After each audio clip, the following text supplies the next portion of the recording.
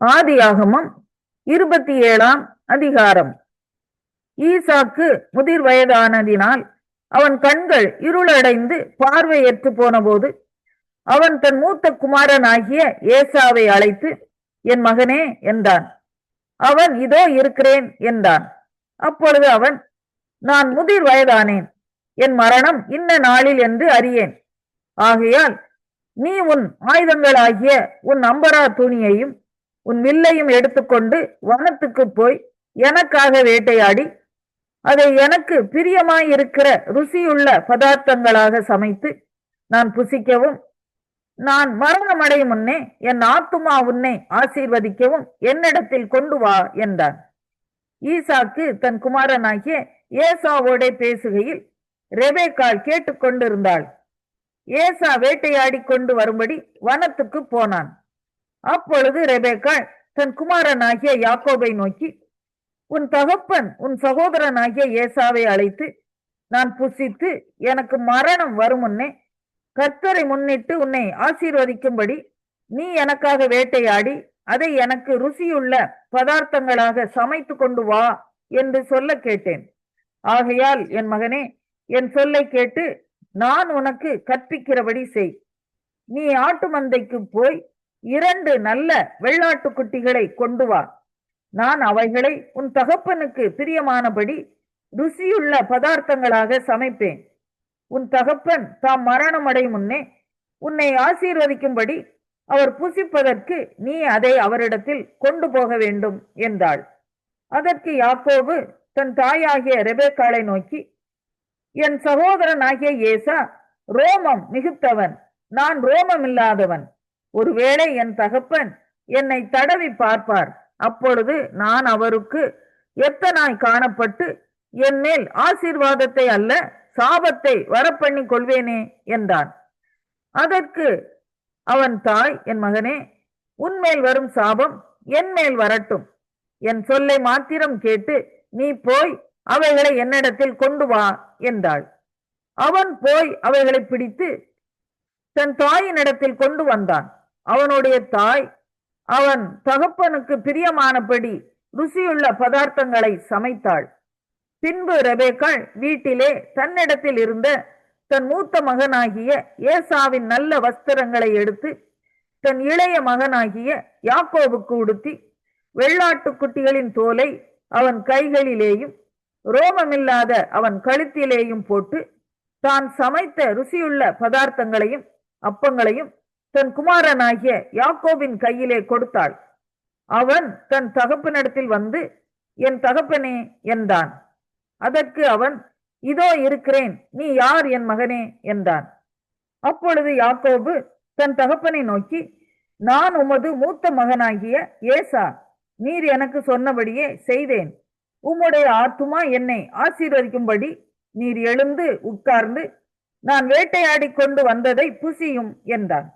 அப்பொழுது ஈசாக்கு தன் குமாரனை நோக்கி, என் மகனே, இது உனக்கு இத்தனை சீக்கிரமாய் எப்படி அகப்பட்டது என்றான். அவன், உம்முடைய தேவனாகிய கர்த்தர் எனக்கு நேரிட பண்ணினார் என்றான். அப்பொழுது ஈசாக்கு யாக்கோபை நோக்கி, என் மகனே, நீ என் குமாரனாகிய ஏசாதானோ அல்லவோ என்று நான் உன்னை தடவி பார்க்கும்படி கிட்டவா என்றான். யாக்கோபு தன் தகப்பனாகிய ஈசாக்கண்டையில் கிட்ட போனான். அவன் இவனை தடவி பார்த்து, சத்தம் யாக்கோபின் சத்தம், கைகளோ ஏசாவின் கைகள் என்று சொல்லி, அவனுடைய கைகள் அவன் சகோதரனாகிய ஏசாவின் கைகளைப் போல ரோமமுள்ளவைகளா இருந்தபடியினாலே இன்னான் என்று அறியாமல் அவனை ஆசீர்வதித்து, நீ என் குமாரனாகிய ஏசாதானோ என்றான். அவன், நான் தான் என்றான். அப்பொழுது அவன், என் குமாரனே, நீ வேட்டையாடி கொண்டு வந்ததை நான் புசித்து என் ஆத்துமா உன்னை ஆசீர்வதிக்கும்படி அதை என் கிட்ட கொண்டு வா என்றான். அவன் அதை கிட்ட கொண்டு போனான். அப்பொழுது அவன் புசித்தான். பிற்பாடு திராட்சை ரசம் அவனுக்கு கொண்டு வந்து கொடுத்தான். அவன் குடித்தான். அப்பொழுது அவன் தகப்பனாகிய ஈசாக்கு அவனை நோக்கி, என் மகனே, நீ கிட்ட வந்து என்னை முத்தஞ்செய் என்றான். அவன் கிட்ட போய் அவனை முத்தஞ்செய்தான். அப்பொழுது அவனுடைய வஸ்திரங்களின் வாசனையை மோந்து, இதோ என் குமாரனுடைய வாசனை கர்த்தர் ஆசீர்வதித்த வயல்வெளியின் வாசனையைப் போல் இருக்கிறது. தேவன் உனக்கு வானத்து பனியையும் பூமியின் கொழுமையையும் கொடுத்து மிகுந்த தானியத்தையும் திராட்சரசத்தையும் தந்தருளுவாராக. ஜனங்கள் உன்னை சேவிக்கவும் ஜாதிகள் உன்னை வணங்கவும் கடவர்கள். உன் சகோதரருக்கு எஜமானாய் இருப்பாய். உன் தாயின் பிள்ளைகள் உன்னை வணங்குவார்கள். உன்னை சபிக்கிறவர்கள் சபிக்கப்பட்டவர்களும் உன்னை ஆசீர்வதிக்கிறவர்கள் ஆசீர்வதிக்கப்பட்டவர்களுமாய் இருப்பார்கள் என்று சொல்லி அவனை ஆசீர்வதித்தான். ஈசாக்கு யாக்கோபை ஆசீர்வதித்து முடிந்தபோது யாக்கோபு தன் தகப்பனாகிய ஈசாக்கின் சமூகத்தை விட்டு புறப்பட்ட உடனே அவன் சகோதரனாகிய ஏசா வேட்டையாடி வந்து சேர்ந்தான். அவனும் ருசியுள்ள பதார்த்தங்களை சமைத்து தன் தகப்பன் அண்டைக்கு கொண்டு வந்து தகப்பனை நோக்கி, உம்முடைய ஆத்துமா என்னை ஆசீர்வதிக்கும்படி என் தகப்பனார் எழுந்திருந்து உம்முடைய குமாரனாகிய நான் வேட்டையாடி கொண்டு வந்ததை புசிப்பாராக என்றான். அப்பொழுது அவன் தகப்பனாகிய ஈசாக்கு, நீ யார் என்றான். அதற்கு அவன், நான் உமது மூத்த மகனாகிய ஏசா என்றான். அப்பொழுது ஈசாக்கு மிகவும் பிரமித்து நடுங்கி, வேட்டையாடி எனக்கு கொண்டு வந்தானே, அவன் யார்? நீ வரும் முன்னே அவை எல்லாவற்றிலும் நான் புசித்து அவனை ஆசீர்வதித்தேனே, அவன் ஆசீர்வதிக்கப்பட்டவனாகவும் இருப்பான் என்றான். ஏசா தன் தகப்பனுடைய வார்த்தைகளை கேட்டவுடனே மிகவும் மனம் கசந்து உரத்த சத்தமிட்டு அலறி தன் தகப்பனை நோக்கி, என் தகப்பனே, என்னையும் ஆசீர்வதியும் என்றான். அதற்கு அவன், உன் சகோதரன் தந்திரமாய் வந்து உன்னுடைய ஆசீர்வாதத்தை பெற்றுக்கொண்டான் என்றான். அப்பொழுது அவன், அவன் பெயர் யாக்கோபு எண்ணப்படுவது சரியல்லவா? இதோட 2 தரம் என்னை மோசம் போக்கினான். என் சேஷ்டபுத்திர பாகத்தை எடுத்துக்கொண்டான். இதோ இப்பொழுது என் ஆசீர்வாதத்தையும் வாங்கி கொண்டான் என்று சொல்லி, நீர் எனக்கு ஒரு ஆசீர்வாதத்தை ஆகிலும் வைத்து வைக்கவில்லையா என்றான். ஈசாக்கு ஏசாவுக்கு பிரதியுத்தரமாக, இதோ நான் அவனை உனக்கு எஜமானாக வைத்தேன். அவன் சகோதரர் எல்லாரையும் அவனுக்கு ஊழியக்காரராக கொடுத்து அவனை தானியத்தினாலும் திராட்சரசத்தினாலும் ஆதரித்தேன். இப்பொழுதும் என் மகனே, நான் உனக்கு என்ன செய்வேன் என்றான். ஏசா தன் தகப்பனை நோக்கி, என் தகப்பனே, இந்த ஒரே ஆசீர்வாதம் மாத்திரமா உம்மிடத்தில் உண்டு? என் தகப்பனே, என்னையும் ஆசீர்வதியும் என்று சொல்லி ஏசா சத்தமிட்டு அழுதான். அப்பொழுது அவன் தகப்பனாகிய ஈசாக்கு அவனுக்கு பிரதியுத்தரமாக, உன் வாசஸ்தலம் பூமியின் சாரத்தோடும் உயர வானத்திலிருந்து இறங்கும் பனியோடும் இருக்கும். உன் பட்டயத்தினாலே நீ பிழைத்து உன் சகோதரனை சேவிப்பாய். நீ மேற்கொள்ளும் காலம் வரும்போதோ உன் கழுத்தில் இருக்கிற அவனுடைய நுகத்தடியை முறித்து போடுவாய் என்றான். யாக்கோபை தன் தகப்பன் ஆசீர்வதித்ததின் நிமித்தம் ஏசா யாக்கோபை பகைத்து, என் தகப்பனுக்காக துக்கிக்கும் நாட்கள் சீக்கிரமாய் வரும். அப்பொழுது என் சகோதரனாகிய யாக்கோபை கொண்டு போடுவேன் என்று ஏசா தன் இருதயத்திலே சொல்லிக் கொண்டான். மூத்த மகனாகிய ஏசாவின் வார்த்தைகள் ரெபேக்காளுக்கு அறிவிக்கப்பட்டது. அப்பொழுது அவள் தன் இளைய மகனாகிய யாக்கோபை அழைத்து, உன் சகோதரனாகிய ஏசா உன்னை கொண்டு போட நினைத்து தன்னை தேற்றிக் கொள்கிறான். ஆகையால் என் மகனே, நான் சொல்வதை கேட்டு எழுந்து புறப்பட்டு ஆரானில் இருக்கிற என் சகோதரனாகிய லாபான் இடத்துக்கு ஓடிப்போய் உன் சகோதரனுடைய கோபம் தனி மட்டும் சில நாள் அவனிடத்திலே இரு. உன் சகோதரன் உன்மேல் வைத்த கோபம் தணிந்து நீ அவனுக்கு செய்ததை அவன் மறந்த பின் நான் ஆள் அனுப்பி அவ்விடத்திலிருந்து உன்னை அழைப்பிப்பேன். நான் ஒரே நாளில் உங்கள் இருவரையும் ஏன் இழந்து போக வேண்டும் என்றாள். பின்பு ரெபேக்காள் ஈசாக்கை நோக்கி, ஏத்தின் குமாரத்திகளின் நிமித்தம் என் உயிர் எனக்கு வெறுப்பாய் இருக்கிறது. இந்த தேசத்து பெண்களாகிய ஏத்தின் குமாரத்திகளில் யாக்கோபு ஒரு பெண்ணை கொள்வானானால் என் உயிர். 32ஆம் சங்கீதம். மஸ்கீல் என்னும் தாவீதின் போதக சங்கீதம். எவனுடைய மீறுதல் மன்னிக்கப்பட்டதோ, எவனுடைய பாவம் மூடப்பட்டதோ அவன் பாக்கியவான். எவனுடைய அக்கிரமத்தை கர்த்தர் எண்ணாதிருக்கிறாரோ, எவனுடைய ஆவியில் கபடமில்லாது இருக்கிறதோ அவன் பாக்கியவான். நான் அடக்கி வைத்த மட்டும் நித்தம் என் கதறுதலினாலே என் எலும்புகள் உலர்ந்து போயிற்று. இரவும் பகலும் என் மேல் உம்முடைய கை பாரமாய் இருந்ததினால் என் சாரம் உஷ்ணகால வறட்சி போல வறண்டு போயிற்று. சேலா. நான் என் அக்கிரமத்தை மறைக்காமல் என் பாவத்தை உமக்கு அறிவித்தேன். என் மீறுதல்களை கர்த்தருக்கு அறிக்கையிடுவேன் என்றேன். தேவரீர் என் பாவத்தின் தோஷத்தை மன்னித்தீர். சேலா. இதற்காக சகாயம் கிடைக்கும் காலத்தில் பக்தி உள்ளவன் அவனும் உம்மை நோக்கி விண்ணப்பம் செய்வான். அப்பொழுது மிகுந்த ஜலப்பிரவாகம் வந்தாலும் அது அவனை அணுகாது. நீர் எனக்கு மறைவிடமாயிருக்கிறீர். என்னை நீர் இக்கட்டுக்கு விலக்கி காத்து இரட்சணிய பாடல்கள் என்னை சூழ்ந்து கொள்ளும்படி செய்வீர். சேலா. நான் உனக்கு போதித்து நீ நடக்க வேண்டிய வழியை உனக்கு காட்டுவேன். உன்மேல் என் கண்ணை வைத்து உனக்கு ஆலோசனை சொல்லுவேன்.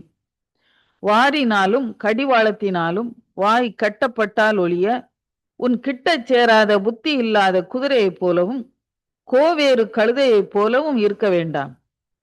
துன்மார்க்கனுக்கு அநேக வேதனைகள் உண்டு. கர்த்தரை நம்பி இருக்கிறவனையோ கிருபை சூழ்ந்து கொள்ளும்.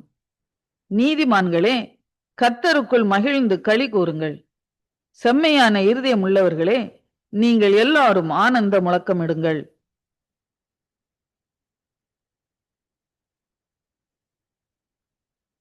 மத்தேயு 17ஆம் அதிகாரம்.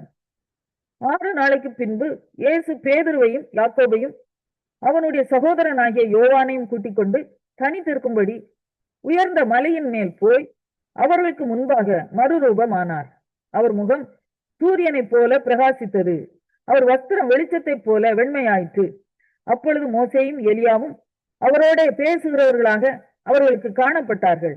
அப்பொழுது பேதுரு இயேசுவை நோக்கி, ஆண்டவரே, நாம் இங்கே இருக்கிறது நல்லது. உமக்கு சித்தமானால் இங்கே உமக்கு ஒரு கூடாரமும் மோசேக்கு ஒரு கூடாரமும் எலியாவுக்கு ஒரு கூடாரமுமாக 3 கூடாரங்களை போடுவோம் என்றான். அவன் பேசுகையில் இதோ ஒளியுள்ள ஒரு மேகம் அவர்கள் மேல் நிழலிட்டது. இவர் என்னுடைய நேசகுமாரன், இவரில் பிரியமாய் இருக்கிறேன், இவருக்கு செவி கொடுங்கள் என்று அந்த மேகத்திலிருந்து ஒரு சத்தம் உண்டாயிற்று.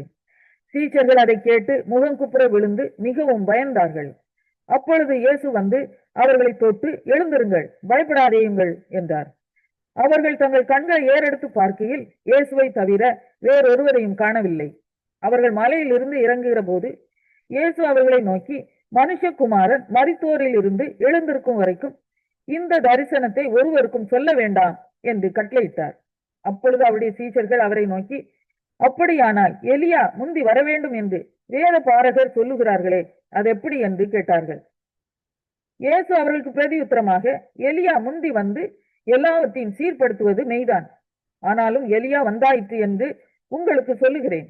அவனை அறியாமல் தங்கள் இஷ்டப்படி அவனுக்கு செய்தார்கள். இவ்விதமாய் மனுஷகுமாரனும் அவர்களால் பாடுபடுவார் என்றார். அவர் யோவான் ஸ்நானனை குறித்து தங்களுக்கு சொன்னார் என்று சீஷர்கள் அப்பொழுது அறிந்து கொண்டார்கள்.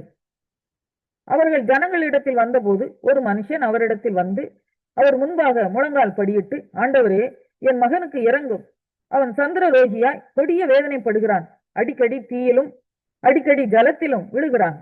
அவனை உம்முடைய சீஷர்களிடத்தில் கொண்டு வந்தேன், அவனை சொஸ்தமாக்க அவர்களால் கூடாமற் போயிற்று என்றான்.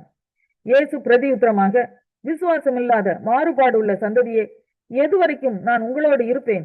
எதுவரைக்கும் உங்களிடத்தில் பொறுமையாய் இருப்பேன்? அவனை என்னிடத்தில் கொண்டு வாருங்கள் என்றார். இயேசு பிசாசை அதட்டினார். உடனே அது அவனை விட்டு புறப்பட்டது. அந்நேரமே அந்த இளைஞன் சொஸ்தமானான். அப்பொழுது சீஷர்கள் இயேசுவினிடத்தில் தனித்து வந்து, அதை துரத்திவிட எங்களால் ஏன் கூடாமற் போயிற்று என்று கேட்டார்கள். அதற்கு இயேசு, உங்கள் அவிசுவாசத்தினாலேதான். கடுகு விதை அளவு விசுவாசம் உங்களுக்கு இருந்தால் நீங்கள் இந்த மலையை பார்த்து இவ்விடம் விட்டு அப்புறம் போ என்று சொல்ல அது அப்புறம் போம். உங்களால் கூடாத காரியம் ஒன்றும் இராது என்று மெய்யாகவே உங்களுக்கு சொல்லுகிறேன். இந்த ஜாதி பிசாசு ஜெபத்தினாலும் உபவாசத்தினாலுமே அன்றி மற்றொரு விதத்தினாலும் புறப்பட்டு போகாது என்றார். அவர்கள் கலிலேயாவிலே சஞ்சரிக்கும் போது இயேசு அவர்களை நோக்கி, மனுஷகுமாரன் மனுஷர் கைகளில் ஒப்புக் கொடுக்கப்படுவார், அவர்கள் அவரை கொலை செய்வார்கள், ஆகிலும் 3ஆம் நாளிலே உயிர் தெழுந்திருப்பார் என்றார். அவர்கள் மிகுந்த துக்கமடைந்தார்கள். அவர்கள் கப்பர்நகூமில் வந்தபோது வரிப்பணம் வாங்குகிறவர்கள் பேதுருவினிடத்தில் வந்து, உங்கள் போதகர் வரிப்பணம் செலுத்துகிறதில்லையா என்று கேட்டார்கள். செலுத்துகிறார் என்றான். அவன் வீட்டுக்குள் வந்தபோது அவன் பேசுகிறதுக்கு முன்னமே இயேசு அவனை நோக்கி, சிமோனே, உனக்கு எப்படி தோன்றுகிறது? பூமியின் ராஜாக்கள் தீர்வையையும் வரியையும் தங்கள் பிள்ளைகளிடத்திலோ அந்நியரிடத்திலோ யாரிடத்தில் வாங்குகிறார்கள் என்று கேட்டார். அதற்கு பேதுரு, அந்நியரிடத்தில் வாங்குகிறார்கள் என்றான். இயேசு அவனை நோக்கி, அப்படியானால் பிள்ளைகள் அதை செலுத்த வேண்டுவதில்லையே. ஆகிலும் நாம் அவர்களுக்கு இடரலாயிராதபடிக்கு நீ கடலுக்கு போய் தூண்டில் போட்டு முதலாவது அகப்படுகிற மீனை பிடித்து அதன் வாயை திறந்து பார்.